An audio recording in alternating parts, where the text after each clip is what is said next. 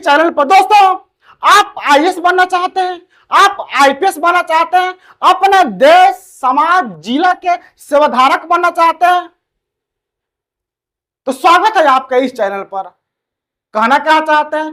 कहना यह चाहते हैं कि अब आपको एक यूपीएससी एस्पिरेंट्स की तरह ना मेहनत करने की आवश्यकता नहीं है, उनके जैसा पढ़ाई करने की आवश्यकता है ही नहीं है।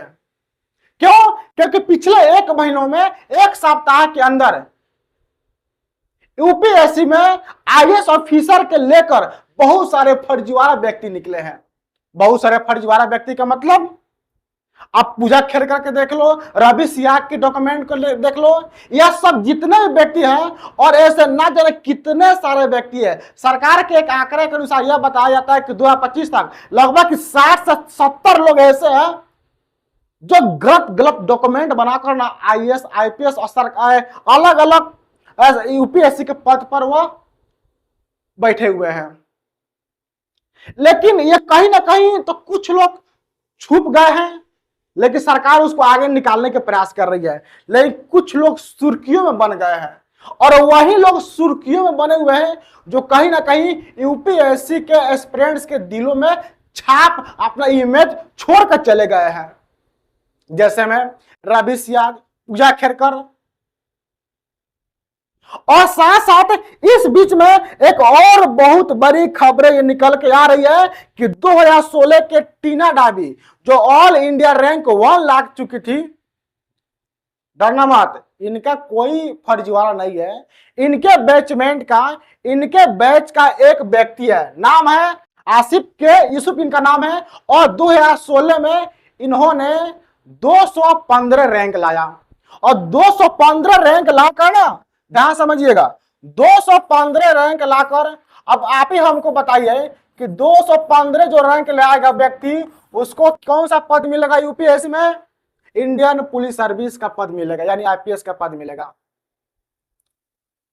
अब हमको ये बताइए कि जिनके माता पिता की आमदनी 20-30 लाख हो, 30 लाख के आसपास हो, जमीन भी 5 एकड़ से अधिक हो, अच्छा खासा सब कुछ इनकम हो, तो क्या उनको ओबीसी का डॉक्यूमेंट बनवाना आवश्यक है? मतलब हम आप से पूछते हैं, क्या उनको ओबीसी का डॉक्यूमेंट बनवाना आवश्यक है? ईडब्ल्यूएस का डॉक्यूमेंट बनवाना आवश्यक है? नहीं ना।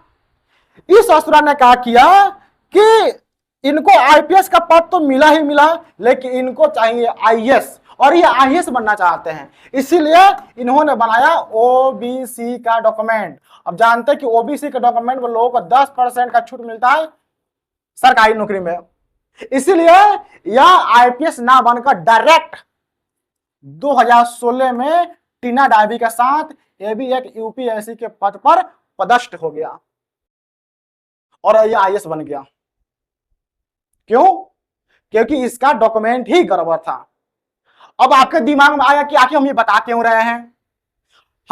ये खबरें केवल एक व्यक्ति का नहीं है, ये केवल एक एस्पिरेंट्स का दर्द नहीं है, ऐसे लाखों एस्पिरेंट्स का दर्द है जिनका डॉक्यूमेंट सही है, वो कहीं ना कहीं मेहनत करते हैं, तो इन सब लोगों के वजह से वो या तो पीछे रह जाते हैं।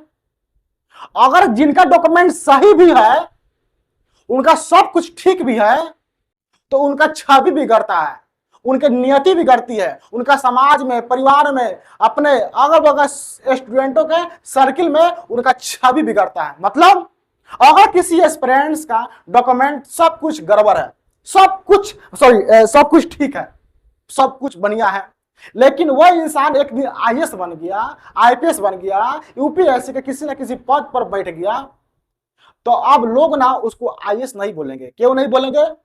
क्योंकि लोग उसको अब शक की नजरों से देखेंगे। क्यों देखेंगे? कि भाई साहब तुम एक छोटे मोटे आदमी हो, आज देखो देश के इतने बड़े बड़े लोग ना गलत डॉक्यूमेंट बनवाकर आईएएस बन जा रहे हैं, आईपीएस बन जा रहे हैं, तो क्या पता है कहीं तुम भी आईएएस बन गया होगा, आईपीएस बन गया होगा। तो गलती उस व्यक्ति का नहीं है जिन्होंने आईएएस बना, गलती उस व्यक्ति की नहीं है जिन्होंने कहा कि आप गलत हो, गलती इस एनवायरनमेंट का है, इस समाज का है, इस देश की जो यूपीएससी की जो फील्ड में जो अलग अलग जो एस्पिरेंट्स है, जो बातें बना रहे हैं, उनका यह गलती है। गलती इन सब लोगों का है। पूजा खेरकर का मामला देखो, रवि सिया का मामला देखो, 2017 तक सरकार के आंकड़े में कम से कम 30 से अधिक ऐसे आईएएस ऑफिसर हैं जो गलत गलत ओबीसी के डॉक्यूमेंट बनवा कर ना यूपीएससी के पद पर बैठे हुए हैं, यानी आईएएस ऑफिसर बनकर बैठे हुए हैं। और 70 से 60 से लोग ऐसे हैं जो यूपीएससी के अलग अलग फील्ड में बैठे हुए हैं, वो भी गलत गलत डॉक्यूमेंट बनवाकर सरकार कहीं ना कहीं इन सभी के डॉक्यूमेंट को जांच कर रही है, चेक कर रही है, और इन सभी का काम अभी प्रोसेस में है। और अब इनको भी सरकार ने अब नापने की प्रयास कर दिया है, सरकार अब इनके खिलाफ कार्रवाई करने की प्रयास कर दिया है। यह केरल के रहने वाले, केरल के कैडर इलाके के रहने वाले हैं। तो सरकार अब इन सभी लोगों को अब पद मुक्त करेगी।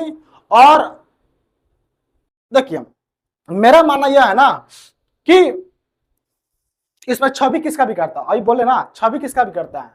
और कहीं ना कहीं इसमें पिसाता कौन है? पिसाता वही है जो एस्पिरेंट्स पहली बार जो यूपीएससी के फिल्म आता है तो यूट्यूब देखता है, रील्स देखता है, और कहीं ना कहीं भुकभुकवा गाड़ी वह देखता है, ऐसे लोगों को गाड़ी में से निकलते हुए देखता है, तो कहीं ना कहीं वह मोटिवेट होता है, कहीं ना कहीं वह सीखता है कि हम भी ऐसा बनेंगे, तो उनके अंदर भी एक एनर्जी आता है। क्यों? क्योंकि इन सब लोगों को वो बहुत अधिक विश्वास करता है। जब वही एस्पिरेंट्स को एक दिन मालूम चलता है कि हम जिस पर विश्वास करते हैं एक दिन वो फर्जी भी निकाला गया, तो कहीं ना कहीं उसका भी दिल दुखेगा, और कहीं ना कहीं उसका जो यूपीएससी के अंदर जो मन बैठ गया था कि हम ही आईएएस बनेंगे, तो कहीं ना कहीं अब वो छोड़ सकता है, डिमोटिवेट हो सकता है। तो एक छवि उनका बिगड़ गया। दूसरा छवि आपको यही बताएं कि जिनका डॉक्यूमेंट सही है, जो अच्छे से मेहनत करते हैं, अगर वह बन भी जाते हैं तो लोग उनको अब शक की नजरों से देखेंगे। तो हमारे सिस्टम में ही गड़बड़ है, और कहीं ना कहीं इसमें एस्पिरेंट्स ही पिसाएंगे। जो नए नए एस्पिरेंट्स आते हैं तो उनके साथ अब ज्यादा डॉक्यूमेंट को लेकर कहीं ना कहीं अब कार्रवाई किया जाएगा, तो हर छोटी मोटी अब गलतियां देखी जाएगी यूपीएससी में। तो कहीं ना कहीं अब जो एस्पिरेंट्स है उनके साथ अब थोड़ा सा दिक्कत हो सकती है, कहीं ना कहीं ये भी सही है। लेकिन हाँ, इन लोगों पर अब सरकार को नजर चल गई है, बोर्ड का नजर चल गई है। पहले क्योंकि सोशल मीडिया का जमाना नहीं था, आज से 4 साल पहले, 5 साल पहले, 10 साल पहले उतना सोशल मीडिया का जमाना नहीं था, इसीलिए यह सब अंदर छुप कर बैठे हुए थे। अब कहीं ना कहीं सोशल मीडिया का जमाना है, तो इन सभी के डॉक्यूमेंट को लेकर इन सभी के चर्चाएं आजकल कहीं ना कहीं लोगों के बीच में, एस्पिरेंट्स के बीच में आप सुनते रहते हैं, और यह एक लोगों के सामने यह एक सुर्खियां बनकर निकल जाता है। बाकी आप इन सभी फर्जी आईएएस जो बन रहे हैं, इनके बारे में आप क्या सोचते हैं, कमेंट बॉक्स में जरूर बताइएगा। और एक आपसे रिक्वेस्ट है, इस चैनल को जरूर सब्सक्राइब कर दीजिएगा। और बस यूपीएससी के प्रीलिम्स के रिजल्ट अब आ ही जाएगा, तो बस उसके बाद हम मिलेंगे। बाकी बहुत बहुत धन्यवाद यहाँ तक पहुंचने के लिए।